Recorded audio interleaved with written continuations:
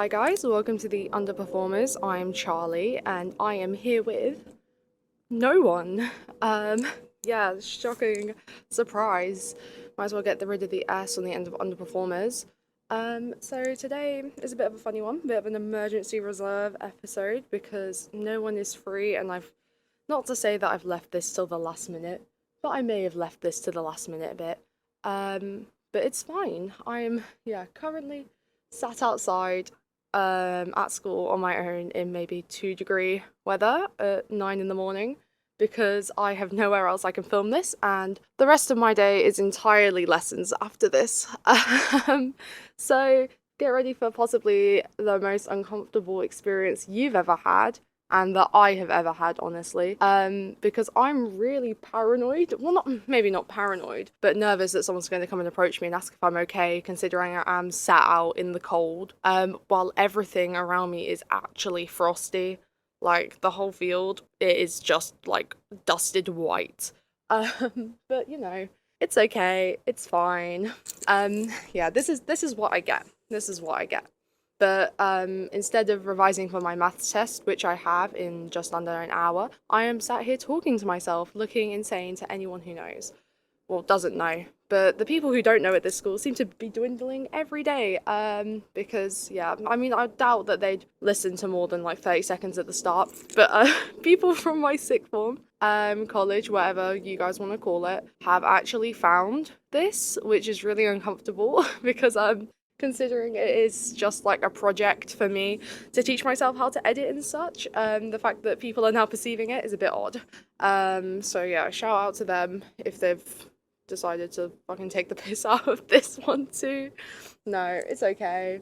It's fine. But anyway, today, seeing as I'm on my own, I've sent out this Google form to literally a bunch of mates. And I put it on Twitter, but I have 6 followers. Realistically, who is seeing that? And it's basically, little questions, little things for me to talk about because, yeah, because it's not D&D. Again, I am so sorry if anyone actually enjoys the D&D stuff. Scheduling, I mean, if anyone is an actual DM themselves out there, or even a player, they'll know how horrible it is to, like, schedule with, like, how many of us are there? Like, 5 of us? And for everyone to be free at the same time, especially considering it's, like, our last year here, and everyone's got exams and studying for exams and whatnot, it is a pain. It is a pain. But Christmas is coming up. This should be, well, I'm filming this on the 1st of December. This should be coming out on whatever day of the week it is when it comes out on the Tuesday. So that's exciting. Christmas is soon. We'll see how that goes. Hopefully it means that, we get some time during Christmas break to film, or on, like, that last day. And hopefully we will have something out to you soon. I've already started writing it. I'm obviously not finished because if there's no tight time constraint, then I'm going to procrastinate it. But I have got a rough basis of what I'm doing, and I know what I'm kind of, I kind of know what I'm getting at there. So that's quite fun. So yeah, just, I don't know, hang on if anyone out there really really is waiting for it. But yeah, so I'm gonna open this Google form. I'm just gonna get into it because I can't really do any small talk. How exciting! So I'm so sorry. This is actually awkward. Yeah, I have a feeling this is gonna be a short one. Just warning you guys in advance. Only 4 minutes in, disheartening. You guys probably already can see how long it is. Right. Anyway. So the first question I've got is favorite band. Now that's actually a horrific question because my music changes up every 2 months and it'll go between. So at the minute it's been very much. I've been listening to Foo Fighters a lot, and I've been listening to a bit of Nirvana. I quite like them. Lovejoy is also quite a big one for me at the minute. They were, there's a fun fact actually. They were second on my Spotify Wrapped because that came out yesterday I think, or the day before. I can't really remember. But that's out, so I hope everyone's Spotify Wraps were, I don't know, postable, because I know mine wasn't. But yeah, I'd say, yeah, the Foo Fighters at the minute have been my top. But yeah, Lovejoy interchangeably when because I think it's just more so that Lovejoy is appearing in my playlist like all the time, whereas Foo Fighters I only have for like one playlist specifically. But yeah, anyway, number 2, favorite YouTuber that isn't any of the Just Roll With It crew. Right, I know exactly, it's between 2 people that have sent this one. So I'll give some context. So Just Roll With It is another podcast. Definitely go check them out. There's a little shout out for them. and I just really enjoy it. Like I've been listening to it for like about only 2 years. This is year number two I'm going into or whatever now. But like oh my god, I listened to them so much during, especially my GCSE exams. I found like when I was going into my exam period that I was just literally like crunching the hours, speed running maybe the first 50 episodes. I just rolled it because I got into it a little late, but better late than never. Anyway, favorite YouTuber. That is really tough because, okay, right, this is, I mean, probably expected from me. I really do like James Marriott, and I mean, music as well, but I like the YouTube videos, or like Will and E. Like, I'll add memes in there, and just, I'm Alex for the E-Boys group. Quite enjoy their stuff. I've always done, token Brit moment. I'm trying to think. This is a really hard question because I just watch whoever's in my sub box that catches my eye. Maybe, yeah, probably those four as a collective. Maybe James Marriott and Willany more so. Not to pick favorites. Oh, this is just thrilling, guys, isn't it? Let's see. Why did you start the podcast? Oh, okay. This is my justification, guys. I promise I'm not cringe. So I'm applying to do film and television production at university. I don't know if I've said this on the podcast before, but yeah, that's basically what I'm doing. But as opposed to like making films and TV programs, which obviously they take a lot of time and it's a lot more editing, and that's, I feel, if I just jump straight into it, I'm not gonna have a clue. Much like how I've done with this podcast. When I started, I didn't have a clue, but I think podcasting for me anyway felt like the easier thing to start paving the way for me into learning how to edit. Because you're probably like, oh, why are you doing it if you don't know how to edit, you don't make films and stuff. But it's like I genuinely have wanted to for a long time. Like I actually, because I really like the big goal is to do like directing and stuff. Oh, it would. Oh, I've made that noise twice. I'm good. But like, I just think that just sounds like such a dream, and like, I mean, like Wes Anderson's like my big inspo. But realistically, can you imagine that like, with considering how bad the fucking quality of this podcast has been, can you imagine me trying to jump into like a Wes Anderson inspired style fucking movie production? Like, how badly would that go? My god. So yeah, that's why I'm currently sat here out in the cold talking to myself instead, because although it's like, yeah, maybe not as crazy, it's definitely more manageable for me while I'm doing exams and such, and I've got my big ones, my A levels coming up next summer. Yeah, it's June, all my exams are. And realistically, it's just like, yeah, like all I'm doing is like what? Today I'm editing audio. Like sometimes I have to edit video, but it's not totally common, and I only do it when I know I have the time to be able to like edit the video. So yeah, not too bad. But yeah, anyway, yeah, that's also just a project for me to be able to like, I don't know, have this stuff and have groups on record. I mean, not that I can't get into some of the stuff that's been going on here, not in public, but yeah. Anyway, let me see what else there is. Let me see. I don't know if actually, yeah, that's pretty much the answer to it. Do you watch small YouTubers that have 100k or something less, or a little bit more? Oh, right, I'm gonna have to actually break out my YouTube subscriptions. You know, one YouTuber I do watch who has less than 100k subscribers. The Underperformers on YouTube, guys.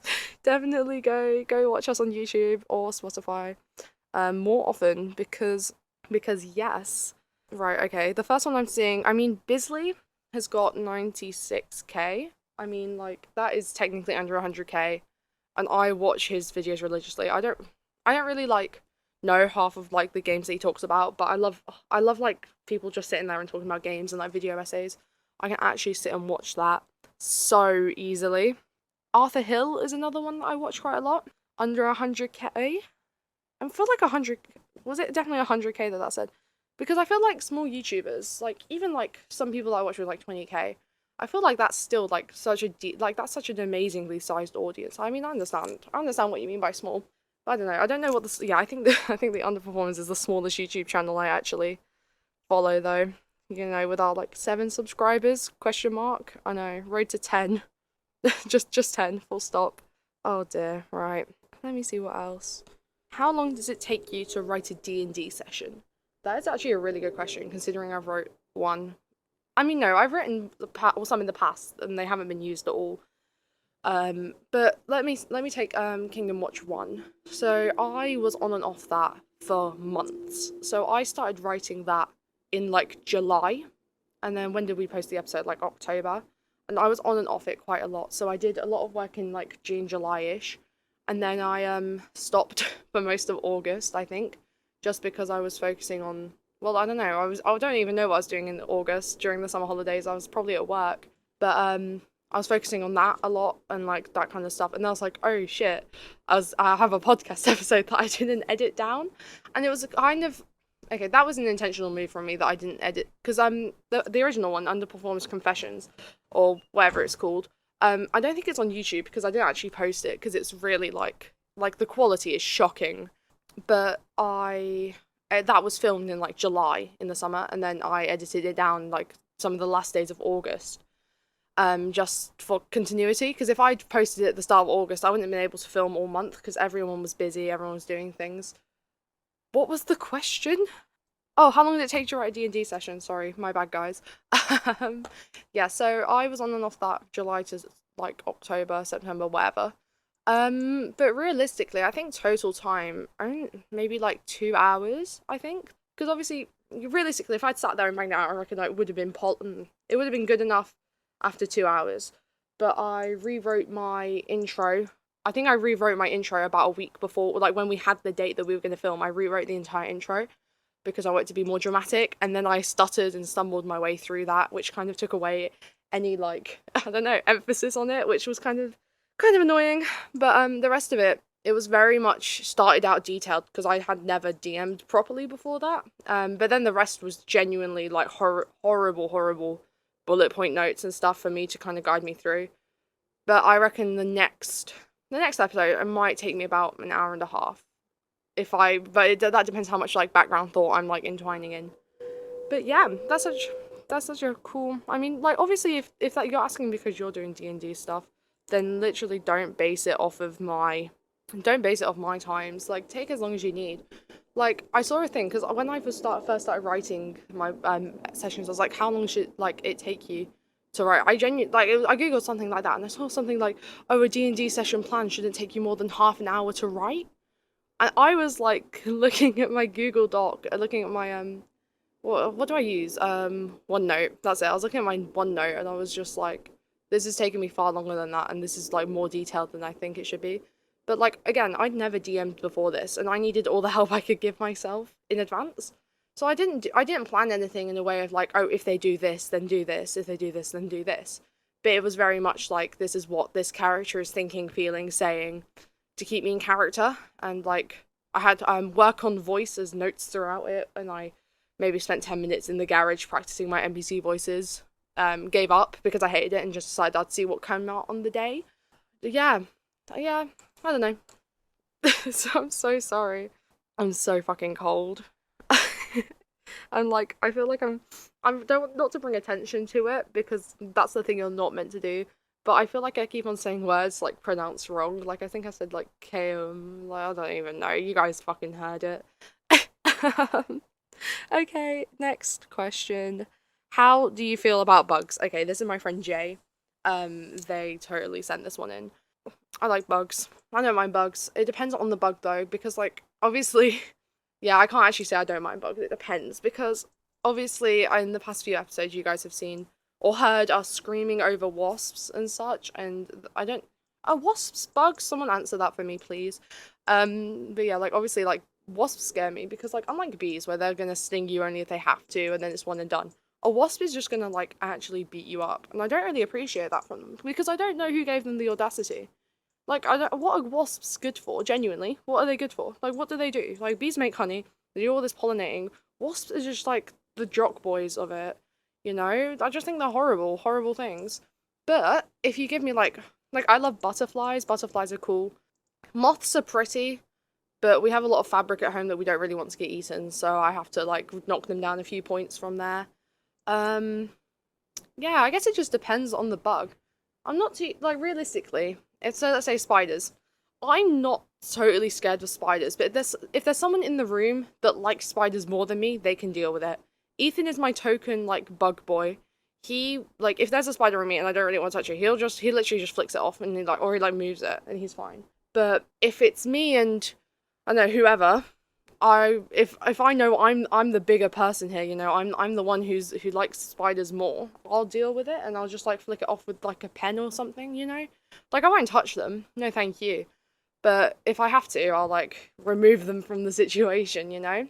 But realistically, they're just little guys. They're just minding their own business and coming into my house for no reason most of the time. um, but yeah, that's my bug hot take. That's my bug hot take. But I don't agree with squashing bugs most of the time. Genuinely, unless there is like no other option. But usually there totally is another option. Um, but yeah, that's the one thing that I'm no not a fan on squishing bugs. Right. Anyway, um, what did your Spotify rap look like? Okay, I already spoke about this a bit with Lovejoy earlier, but I'll actually tell you guys. So my number this is actually embarrassing because I didn't put on my Instagram story like most people because I was like there is so much context I have to give about my top artist because I don't think anyone I know in person actually knows who he is. So Nathan Hanover, absolute madman with like instrumental music and stuff. Oh my goodness. So he does the oh, it's me talking about Just Rolled It again, guys. Can you tell I've got a favourite thing? Um he did the like the backing track, like the soundtrack for Just Roll With It. And he's posting volume 2 of it soon, which is exciting. But yeah, he made that and he was my most listened to artist. Not because I'm like, oh I love Just Roll With It, so I'm gonna sit and listen to it all the time. But I use it as study music. I actually like some of the songs. If I'm working or if I'm editing an episode, I just need some background music because I'm cutting out uncomfortable pauses. Then I just loop some of the songs and I just have it playing and it just gets me in the mood to do some work and to crack on with it. And it's just good vibes. And he was my top artist. But I feel like I've got to give that context because then it's like my top song was That Bastard Pirate. Because that was my most like successful song with like I don't know productivity rate. So I had that on loop. But then the rest of it's semi normal. So I've got then it's Lovejoy, and I just have like all of their songs ever in my playlist. And I don't often listen to an artist multiple songs. Probably doesn't make sense. But like let's say I don't know. I only have a couple of like Everybody's Worried About Owen songs in my playlist. Let's say I only have like two or three, but with Lovejoy I have like all of them. Like I don't really often listen to like a whole artist like album. I just listen to a couple songs. And it's something I've been trying to change. Like if I go, oh, I really like this song by this person. Oh, I should probably actually check out the rest of the music. But but yeah, with Lovejoy, they just like it's just that I've got all of the songs in there because I don't know. I was in the horrible phase that some people had in 2020. We won't name it, and obviously I knew like this like Wilbur from that, and yeah, and then I got into it like through that. But the music fits what I listen to normally anyway. And then who was next? I think James Marriott was. Oh no, I lied. Paramore was next because I'm actually in love with Hayley Williams. That's not the only reason I listen to Paramore. That's actually guys. I want to change my answer from earlier. This sounds so fake fan of me. When I said Foo Fighters was my fave, I think Paramore I actually cut it. Foo Fighters slash Paramore. Anyway, back to the question.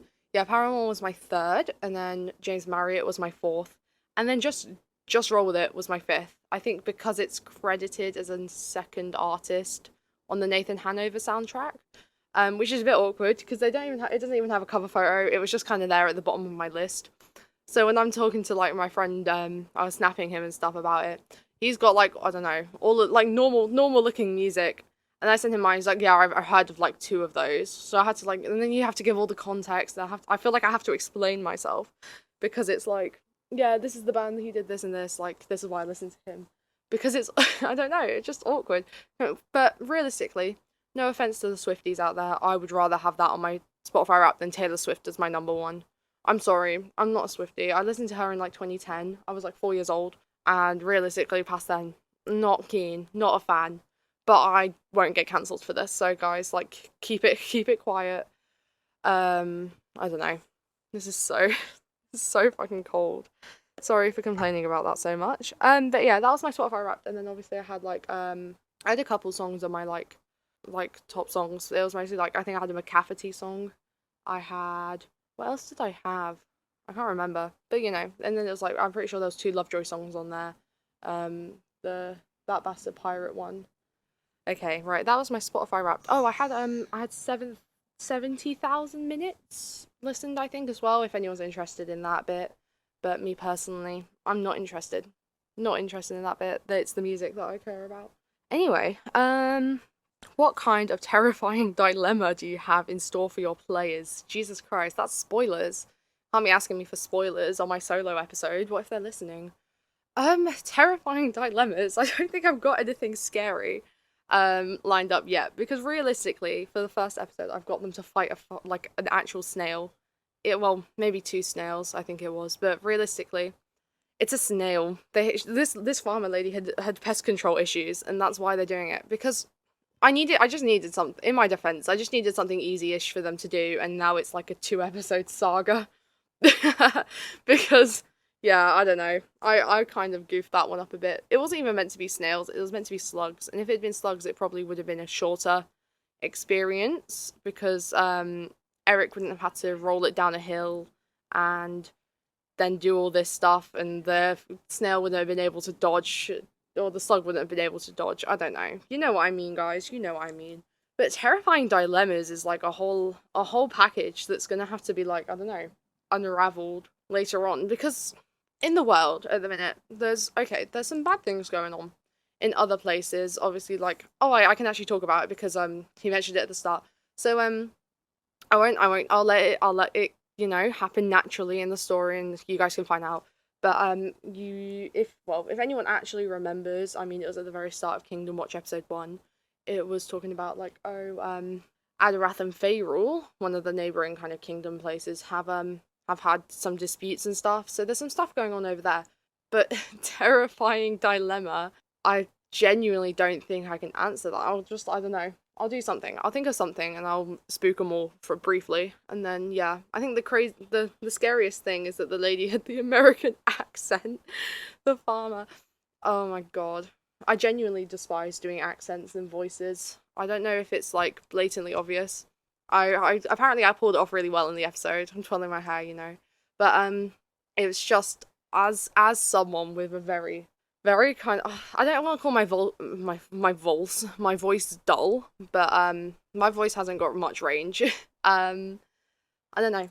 I think it's worse today. I'm so, like, yeah, that's a point. Like, it's probably worse today because I'm awkwardly talking to myself, and there's probably not as much, like, enthusiasm, excitement, I don't know, going on.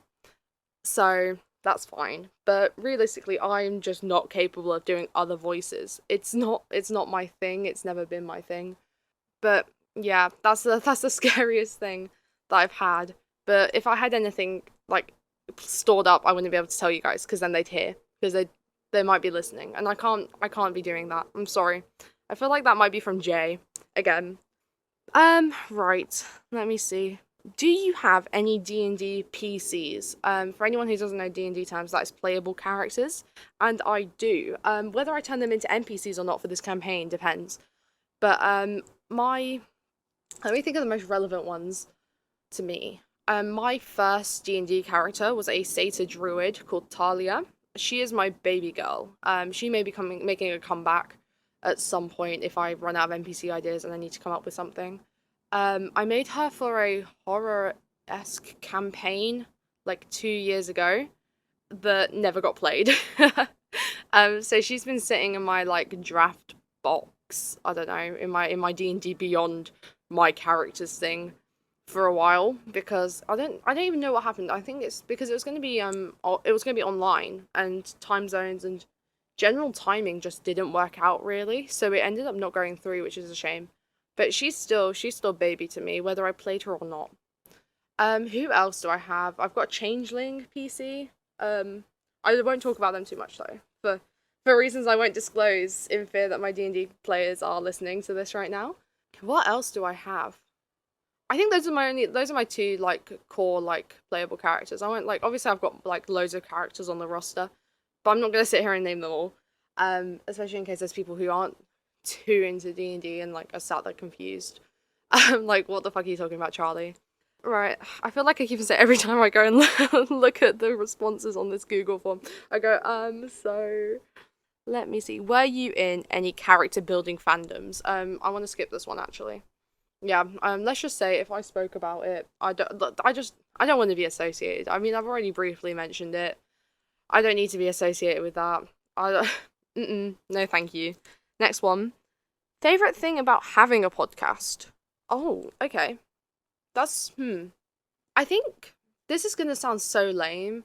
I think learning how, like, forcing myself to learn how to edit like this has been really fun. Like, I genuinely have never enjoyed, like, getting on with some work more than sitting at the table with my laptop, cutting and, doing whatever to the audio to make it sound good. And then, I don't know. I mean, there's, like, a level of, not stress, but, like, I don't know. It's, like, good anxiety when you're, like, posting it and stuff. Because obviously, right now, and hopefully forever, not many people are listening to this. But I feel like in my head, like, I obviously, like I said, this is a project that I'm like using as like basically a portfolio for uni. I'm like, I hope this is like better than the last one. Because then I'm showing my improvement and I'm showing that I'm making progress and I'm like, guys, I promise I'm I'm learning, I'm good. Let me into this course. But I really have enjoyed doing that. And I've enjoyed playing D&D with my friends, although it be like only once so far. That was really fun. I genuinely had so much fun recording that, despite how bad I was shaking. I don't know if you could visibly see that for the first 10 minutes. I was shaking so bad, which is so odd because I was only in front of my friends really, and I've never I think it's more intimidating when the camera's there. So obviously, like, this episode's been a bit uncomfortable and it's just me with a microphone and my laptop outside in the cold. But I feel like it's a decline every time I see people walking past, and it's just one of those things. But the camera definitely made it more intimidating, but there was like almost a rush, and I did enjoy that. What else do I enjoy? Favorite thing? Yeah, I think my favorite thing has been learning how to edit and stuff. Although it might not be looking good for now, guys. Trust. I'm working on it. I am working on it, and I'm googling like Audacity tutorials and stuff because I've got nothing. I've got nothing else. Um, Another question: which character in the podcast do you think will be able to stay at higher health than the others? So originally, if you'd asked me that before we even started, I would have said Seraphina.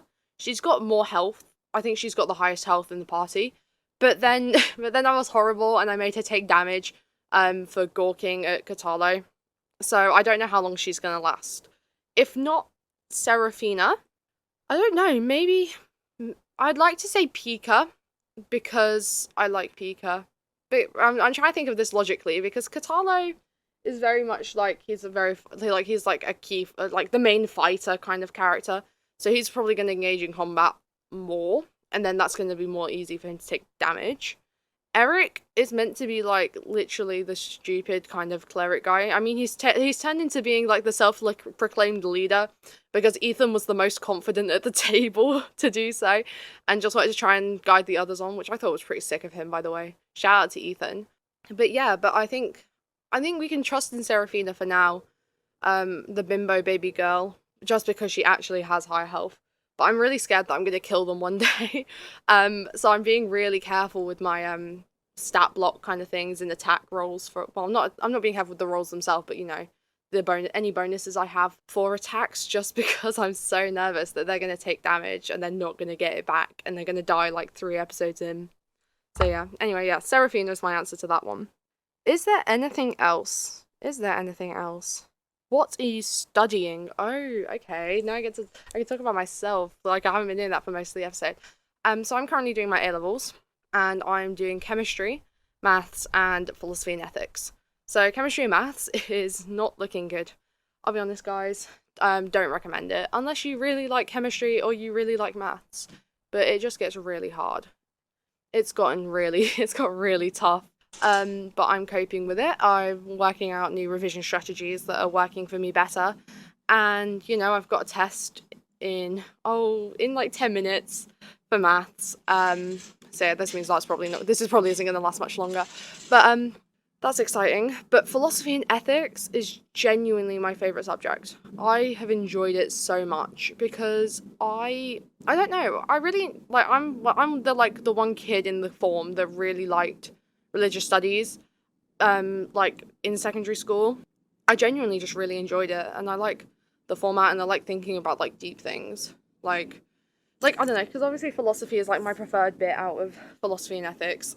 um, and like, I don't know, it's just the discussion points and such just really like, it's just really interesting. And I don't really know how I can justify, I like, oh, well, not justify, explain it being my favorite. It just is and has been.